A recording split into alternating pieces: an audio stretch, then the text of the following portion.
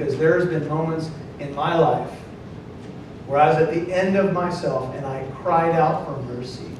And you know the cool thing? With all the demands and all the people that must cry out to him every day, Jesus stopped. You know, I have a tough time stopping when I have an agenda for one person.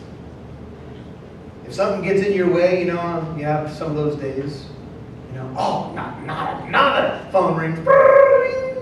It's a good friend, but you have that caller ID and you're not sure what you want to do. Should I stop? Shouldn't I stop? Jesus stopped. He made time for people who had needs. And sometimes we, as individuals, we kind of determine who we will stop for and who we won't stop for. But this is such a beautiful window into the soul of the Lord. And Jesus says to him, he questioned him, called him near, he questioned him in 41, he said, what do you want me to do for you? Now you got to think, wait a minute. Come on, Lord. Isn't it obvious? I can't see. But let me ask you this question. If you were called in a moment like this to Christ's side, and he looked at you and said, what do you want me to do for you? What do you think the first thing that you would rattle off would be? Now, I'd probably walk up with a limp. So I'd say, well, right? But let me ask you a question. Would it be physical? Financial? What would you ask him for? See, I don't think the question's just there necessarily just to have the blind man restate the obvious, although Jesus did seem to want people to ask him for specifics. But there's got to be something deeper here, folks. And maybe it's for the reader to think, maybe this answer would be pleasing to the Lord. Would you open my eyes to who you really are? Would you open my eyes to what life's really about? Would you give me wisdom? Would you give me right priorities? What would you ask him for? Well, right there, the blind man, he said, Lord, Rabboni in Mark's gospel, I want to regain my sight. What do you want me to do? Let me recover my sight. In Luke 4, when Jesus is at the synagogue at Nazareth in his hometown, he quotes from Isaiah 61 and says that he has come to bring recovery of sight to the blind. And then he fulfilled his mission. And here's an example of it. Lord, I want to recover my sight. The word recover may mean that the blind man here had his sight and lost it. And Jesus said to him, receive your sight. Your faith has made you well. Literally, the Greek here is your faith has saved you. And immediately he regained his sight and began following him, glorifying God. And when all the people saw it, they gave praise to God. On February 17th, 1982, the Chicago Sun-Times carried a story originally printed in the Los Angeles Times about a woman named Anna Mae Pennica, a 62-year-old woman who had been blind from birth. Mrs. Pennica had never seen the green of a spring, the blue of a summer sky. Yet because she had grown up in a loving, supportive family, she never felt resentful about her handicap. She always exuded a remarkably cheerful spirit.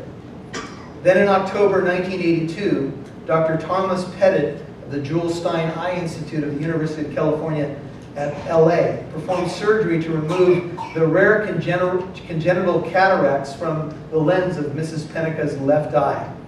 And she saw for the first time ever. The newspaper account does not record her initial response, but it does tell us that she discovered that everything was so much, quote, bigger and brighter than she had ever imagined. While she immediately recognized her husband and others that she had known well, other acquaintances were taller or shorter, heavier or skinnier than she imagined. Think how wonderful it must have been for Anna Mae Pennica when she looked for the first time at faces she had only felt.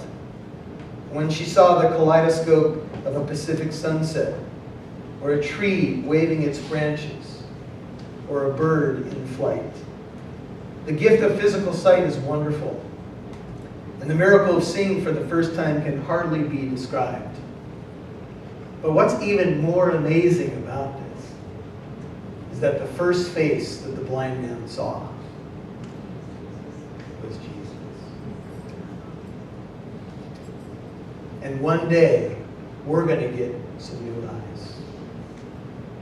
And the Bible tells us that we will see the Lord face to face.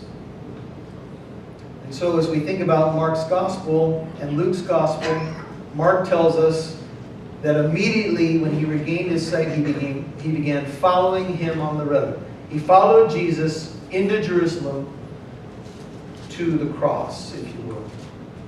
I came across this from a friend of mine, and it says two stories illustrate different approaches to the Master. The rich young man addressed Yeshua with a polite, "Good teacher." Bartimaeus called out urgently, "Son of David!" Unlike the rich young man who asked, "What good thing must I do?" Bartimaeus merely cried out, "Have mercy on me." Unlike the rich man who could not leave his wealth behind to follow the call of discipleship, Bartimaeus cast his cloak aside and followed Yeshua. The rich young man who was accustomed to buying and paying for whatever he needed or wanted approached Yeshua with an attitude of self-reliance. He wanted to know what good thing he had to do. The blind man, on the other hand, was accustomed to humility and dependence. He had no qualms about simply saying, "Have mercy on me."